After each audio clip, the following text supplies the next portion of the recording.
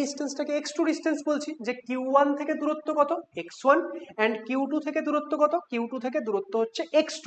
তাহলে এই ক্ষেত্রে আমরা সিম্পল মাথায় রাখবো আমাদের x1 এর মান কত হবে, x1 এর মান কত হবে, সেটা হবে হচ্ছে x by root over q2 by q1 plus 1। ব্যাস ব্যাস, এই ফর্মুলা, এটা মাথায় রাখবো, দূরত্ব বেরিয়ে গেল। ওকে, দেখো তোমরা কি করবে, যারা এগুলো পড়ে যাবে না, তোমরা ক্লাস 12 ফর্মুলা দিয়ে করছো তাই না, তোমরা কি করবে, তোমরা নর্মালি নিউট্রাল পয়েন্ট বের করেছো, আচ্ছা মাঝখানে হবে, আমরা এই একটা দূরত্ব ধরে নিই, এই দূরত্বটা কি হবে, এটা x1 ধরলে এটা হয়ে যাবে x মাইনাস x1।